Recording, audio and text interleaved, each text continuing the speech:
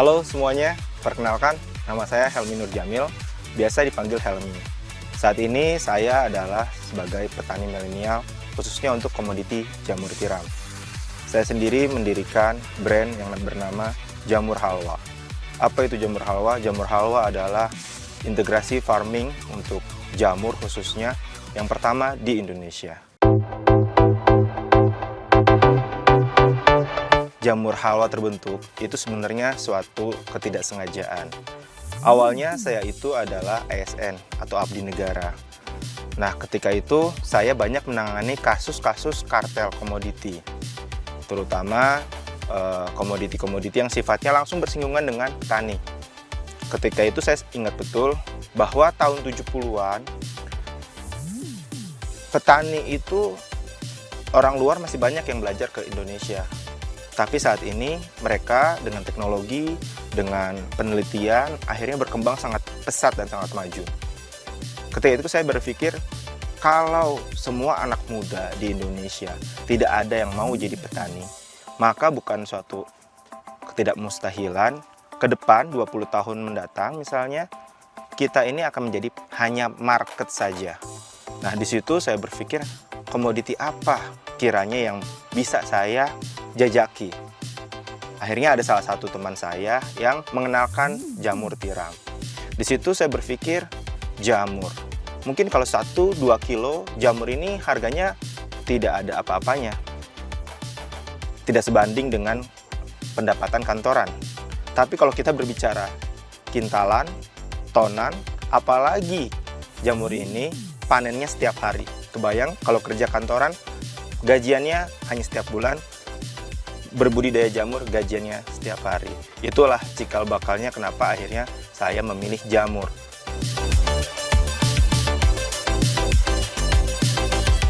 Nah, kemudian kenapa akhirnya Jamur Halwa ini hadir? Saya sebelum main jamur, saya coba kunjungan ke teman-teman yang sudah lebih dulu main jamur. Saya kunjungan ke beberapa tempat.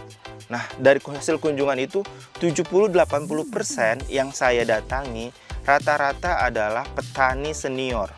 Artinya apa? Orang main jamur itu untuk mengisi waktu luang. Karena panennya setiap hari, dia akan gerak setiap hari. Makanya cocok banget untuk pensiunan. Nah, tapi yang namanya pensiunan, dia itu goals-nya itu adalah untuk mengisi waktu luang, untuk mengisi lahannya yang kosong. Akibatnya tidak ada inovasi-inovasi. Akibatnya jamur dijual hanya dalam kondisi yang fresh. Jadi jamur ini besar, kemudian besok sudah bisa dipanen, dijual ke pasar, selesai. Gimana kalau misalkan kemudian harga di pasar fluktuatif ketika panen jamur banyak? Nah, ini yang kerap kali terjadi dalam petani jamur khususnya. Jadi mereka dapat harga yang rendah. Jadi banyak petani itu yang menyampaikan ke saya, kalau panenan sedikit dibilang kuantitinya turun, harganya rendah. Kalau panenan banyak, dibilang lagi panen raya, harganya juga rendah.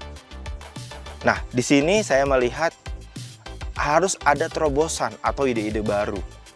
Tidak bisa petani kemudian hanya berpasrah diri, karena kalau barangnya itu nggak dibeli, besok dia akan panen lagi.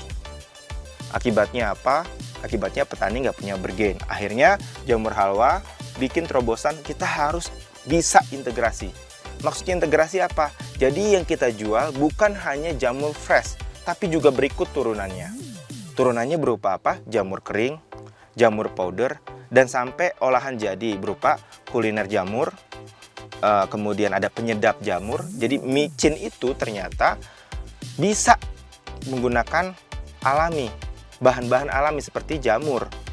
Karena jamur itu mengandung glutamat. Glutamat ini adalah yang bikin rasa itu jadi gurih secara alami.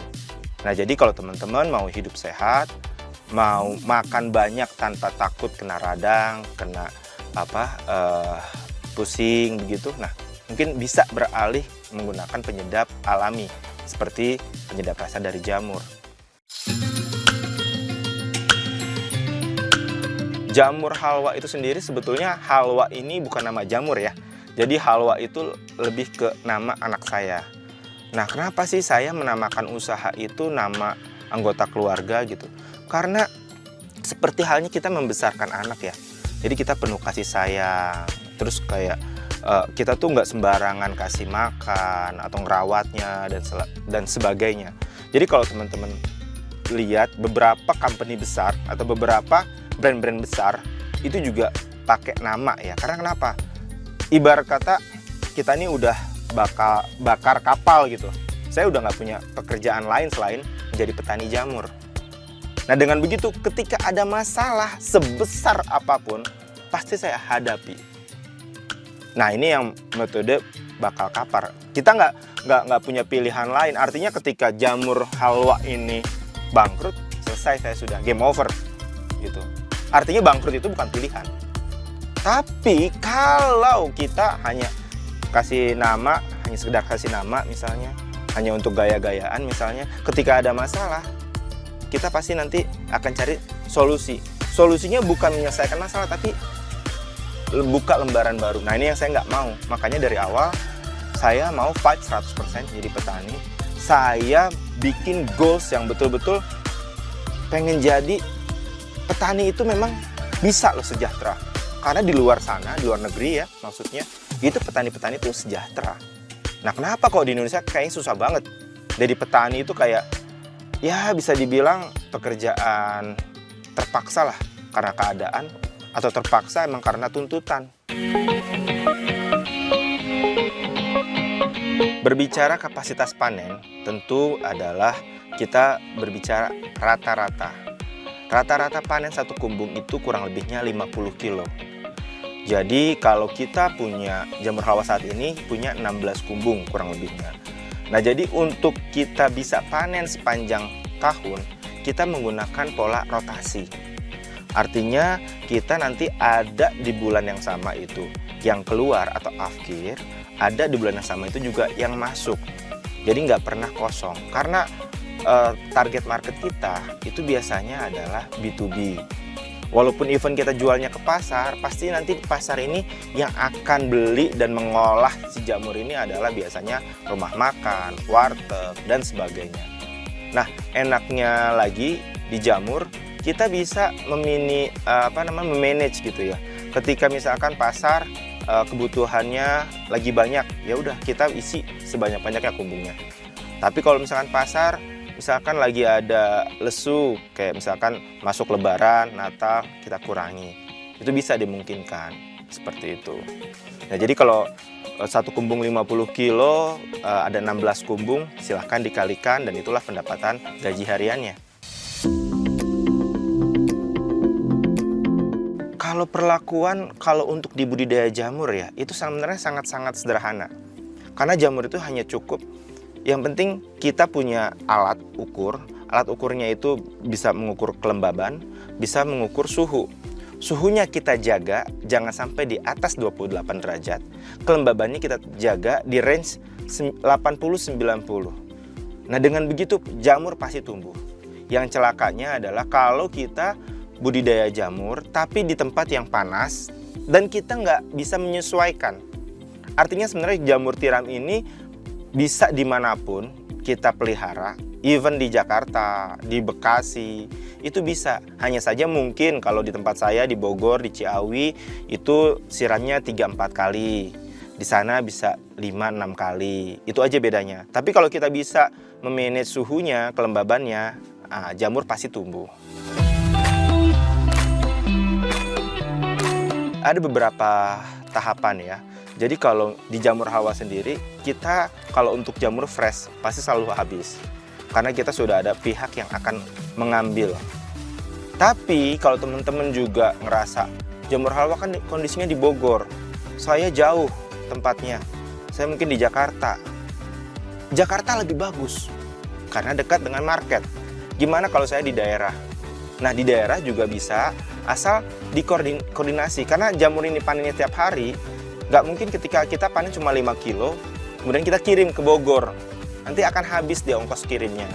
Nah makanya saya selalu bilang buat teman-teman yang menjadi mitra jamur halwa itu sebetulnya ketika teman-teman panen, kita siap loh terima lagi kalau teman-teman belum punya marketnya. Tapi kalau teman-teman punya marketnya, silahkan dijual sendiri. pasti harganya lebih bagus gitu. Cuma yang selalu saya tekankan adalah saya dengan mitra selalu memberikan harga itu di awal, bukan di akhir. Karena kalau pas sudah waktu kita panen, pembudidaya nggak ada daya tawarnya. Artinya kalau dia panennya banyak, terus kita kasih harganya jelek, ya pasti mereka pasrah aja. Nah di jamur halwa kita balik, mitra jamur halwa semuanya dapat harga dari awal. Jadi sudah bisa hitung-hitungan. Jadi fokusnya hanya budidaya saja, hanya target panennya sampai atau enggak. Nah itu. Jadi di jamur halwa sendiri, karena kita berangkatnya dulu juga dari petani, kita ngalamin betul gimana caranya jadi petani. Petani itu ibarat kata maju kena, mundur kena. Nah makanya karena kita pernah di posisi itu, maka kita memperlakukan mitra kita adalah dengan baik. Artinya kalau mitra ini growing, ya pasti jamur halwa juga impact-nya growing juga.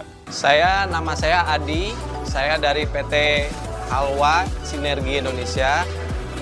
Saya di sini sebagai kepala produksi.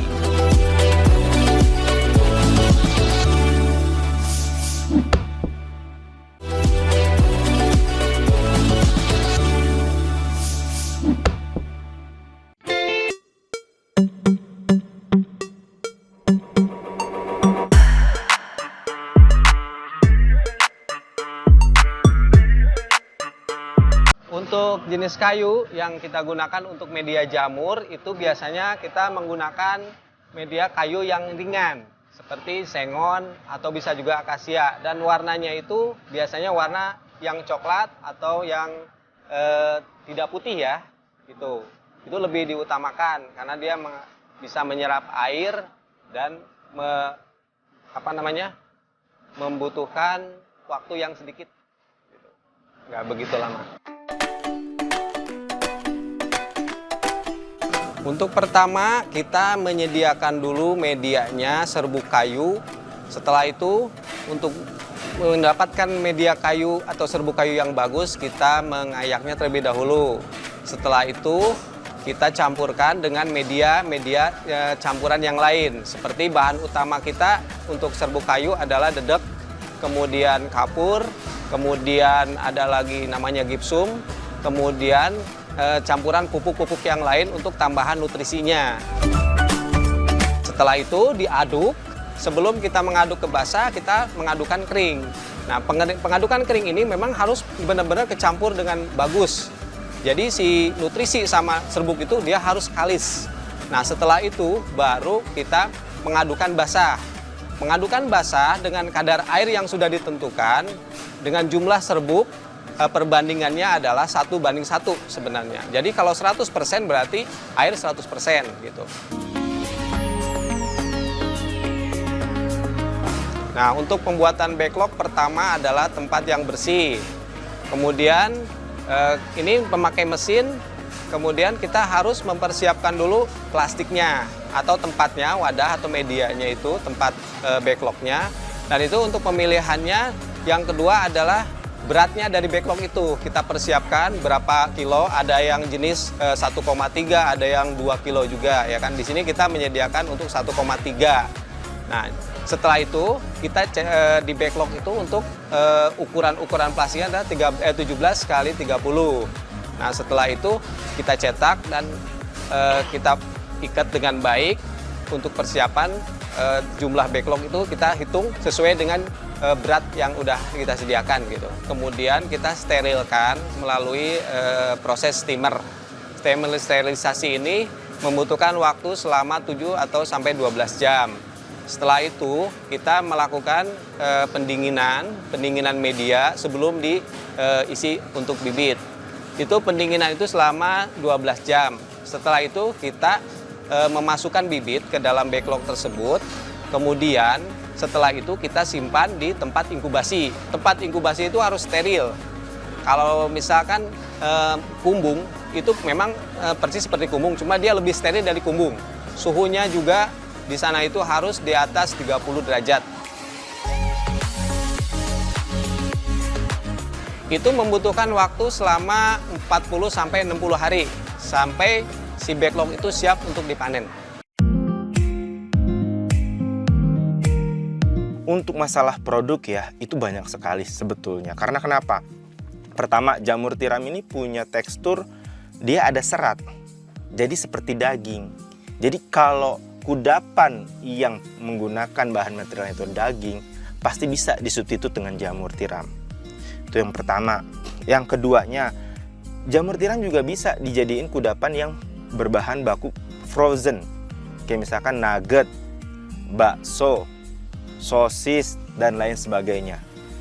Jadi selain kudapan yang ready to eat, bisa juga dibikin kudapan yang ready to cook. Nah, ditambah lagi karena mengandung glutamat, nah ini jamur tiram ini bisa dijadikan penyedap rasa. Nah kalau udah dijadikan penyedap rasa, rata-rata orang Indonesia, kalau teman-teman sendiri gimana? Kalau makan tapi hambar, apa masih mau melanjutkan makannya? Pasti tidak. Nah biasanya orang Indonesia itu punya ciri khas makan tuh harus ada rasa-rasa. Nah sepanjang lidah orang Indonesia ini masih kategorinya butuh rasa buat makan, sepanjang itu pula kebutuhan jamur tiram sebenarnya bisa naik terus-terusan gitu. Nah kita di internal Jamur Halwa sendiri ada penelitian kita bahwa satu orang Indonesia itu kurang lebihnya akan menghabiskan 0,6 gram micin setiap hari. Kebayang kalau ada 200 juta jiwa, 10%-nya aja beralih jadi hidup sehat, maka usaha budidaya jamur ke depannya masih sangat-sangat menjanjikan.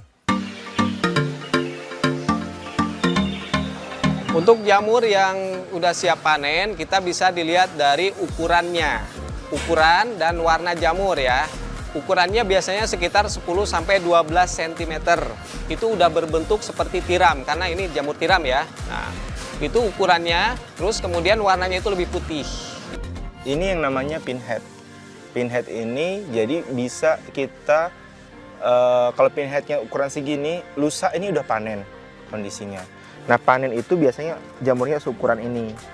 Nah jadi bisa kita petik modelnya itu kita tarik. Jadi harus semuanya kita tarik begini. Nah jadi jangan menyisakan akar. Karena kenapa? Kalau menyisakan akar, nanti ada hewan-hewan dan juga akar ini akan cepat busuk. Nah kalau udah busuk dia akan menghitam. Kalau udah menghitam posisinya seperti ini, akan susah lagi tumbuh. Gimana solusinya? Biasa kita keruk. Kita keruk sampai keluar lagi si bagian-bagian dari serbuk kayunya. Nah gimana kalau jamur yang udah besar tapi nggak dipetik? Nah nanti jadinya seperti ini. Jadi kering ya. Nah kalau udah kering begini itu tidak akan laku di pasar. Nah kondisi-kondisi seperti apa lagi yang harus diperhatikan?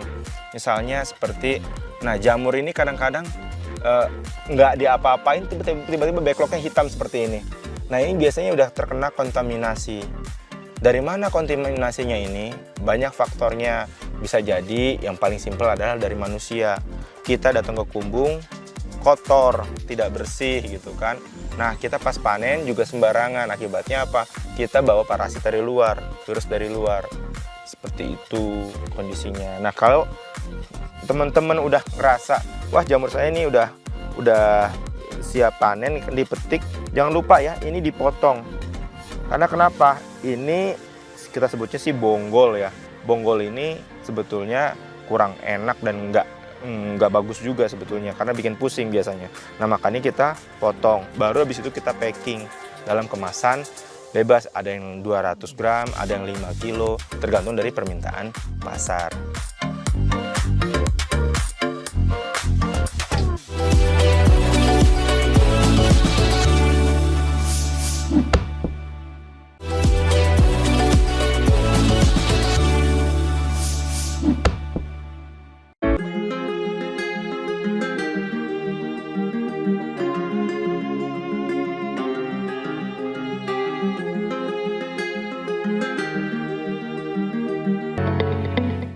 Banyak ya kalau ngomongin kendala. Jadi kalau teman-teman jadi petani, jangan pernah berpikir kalau jadi petani itu pasti untung. Kalau jadi petani pasti untung, teman-teman salah. Kalau mau langsung untung, jadinya pedagang atau pengepul. Karena kenapa? Mereka hanya memindahkan barang dari farm ke pasar. Pasti untung. Rugi bisa Pak di jalan? Bisa, cuman nggak separah kalau kita jadi petani. Jadi namanya petani, apalagi petani pemula, itu ya mungkin bisa dibilang perbandingannya 10:1 lah. Maksudnya gini, 10 orang yang bertani, mungkin 1 yang langsung berhasil. 9-nya harus ada evaluasi. Ini sama aja kalau misalkan kita belajar bahasa ya. Ketika kita mau belajar bahasa Inggris kan nggak langsung bisa. Ada yang langsung bisa, cuman kan jarang. Nah sama, bertani pun sama. Jadi kalau ditanya kendala, dulu saya pernah ngalamin. Yang namanya tidak capai target, dulu ngalamin. Yang namanya bikin bibit terus kontam sampai dengan 80%, dulu juga ngalamin. Yang namanya harga fluktuatif, itu juga ngalamin. Yang kena hama, kita juga ngalamin. Nah cuma pengalaman itu bisa kita bagikan, ya kan? Tapi kan kita nggak bisa ngerasain detail. Ngerasain detailnya itu ketika kita menjalankan. Jadi kalau misalkan ditanya, memang kendalanya apa aja? Banyak.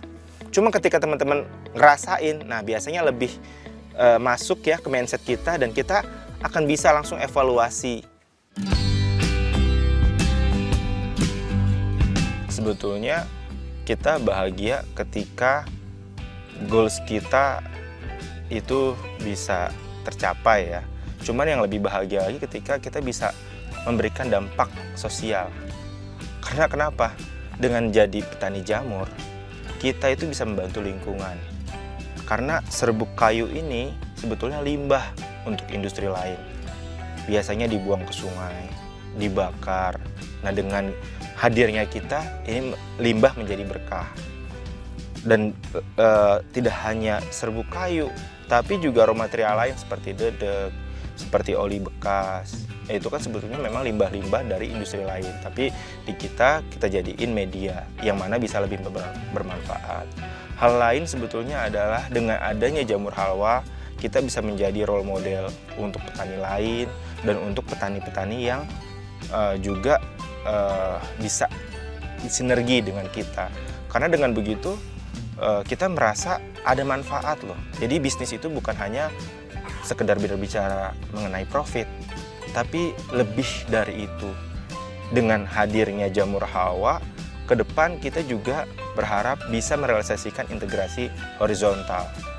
Jadi backlog jamur ketika sudah akhir, ini bisa dijadikan pupuk organik, juga pakan organik. Nah, jadi kita bisa bantu teman-teman yang budidaya pertanian lain yang butuh pupuk, dan juga bantu teman-teman peternakan yang butuh pakan. Dengan begitu, harga produksinya bisa efisien. Nah, itulah kebahagiaan yang saya rasakan. Target ke depan jamur halwa itu sadar kalau kita hanya satu produk atau single commodity, kita akan sulit masuk langsung ke B2B, ke end user. Ke depan kita akan bentuk yang namanya kelompok tani. Nah, kelompok tani ini yang nantinya akan beragam komoditi. Jadi nggak hanya jamur. Tapi jamur halwa nanti berperan sebagai pertama, penyedia pelatihan. Kedua, menyediakan bibit, benih, pupuk, dan pakan. Yang ketiga, jamur halwa juga siap untuk menjadi off-taker atau menampung hasil panen teman-teman tani. Karena kenapa? Saya jadi petani paham betul hanya 2 masalah petani itu. Pertama, masalah market. Yang kedua, masalah modal. Banyak petani yang aksesnya sangat-sangat terbatas. Nah, kita pengen kehadiran jamur halwa nggak hanya berdampak untuk petani jamur, tapi juga berdampak untuk petani-petani atau peternak-peternak lainnya. Makanya kita akan membentuk tim tani, yaitu suatu kelompok tani yang mana nanti programnya itu akan mencetak 1 juta petani milenial melalui jamur ini. Jadi jamur tetap sebagai core-nya, tapi limbahnya jamur menjadi berkah buat teman-teman petani dan peternak lainnya. Kesan saya selama bertani memang jujur ya, karena startup itu nggak mudah. Banyak pengorbanan, banyak masalah, banyak cobaan di awal. Jadi kalau teman-teman mau jadi petani, siapin dulu goalsnya, siapin dulu mentalnya. Karena kalau kita siapin modal, modal akan cepat habis. Karena kalau kita siapin tenaga, tenaga juga bisa capek.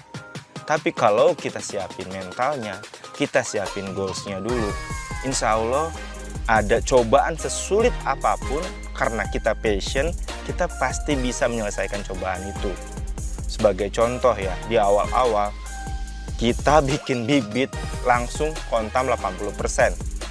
Kalau ngomongin siapin modal aja, habis kan modalnya. Kita mau cuman siapin tenaga aja, tenaga juga udah habis. Tapi karena yang kita siapin dari awal adalah mental, yaitu mungkin ujiannya. Karena yang namanya cobaan, datangnya tuh selalu berbarengan, banyakan, rombongan. Cobaan. Yang datangnya cuma sekali, itu namanya cobain. Buat teman-teman muda, generasi muda ya, generasi Z, generasi milenial, Anda belum terlambat jadi petani. Dan jangan tunggu terlambat. Sesegera mungkin jadi petani. Karena jadi petani itu sebetulnya, kalau kita lihat ya secara sesama, target tercapai, itu high return loh. Dibandingin kita main saham, dibandingin kita kripto, high return. Cuma masalahnya adalah, kalau kita belum tahu ilmunya, kalau kita mau langsung untung ya nggak bisa. Ini ada proses gitu. Buat teman-teman yang masih muda, mau coba, ayo coba. Karena teman-teman masih muda, sekali gagal masih ada waktunya. Tapi kalau kita nungguin pensiunan baru jadi petani, dari sisi waktu mungkin kita udah terbatas, tenaga kita terbatas, mungkin hanya modal yang kita punya. Cuma kan modal juga bisa habis ketika gagal panen tadi. Kalau kita bikin bibit jamur, kalau kita budidaya gimana? Bisa juga jadi habis modalnya ketika targetnya tidak tercapai. Jadi teman-teman muda, inilah sebetulnya waktu Anda untuk merealisasikan ide-ide baru. Karena saya yakin dengan kehadiran petani-petani milenial, petani-petani muda, maka nggak ada lagi tuh yang namanya komoditi tuh harganya naik turun. Karena nyatanya di konsumen akhir, harga nggak pernah naik turun, relatif stabil.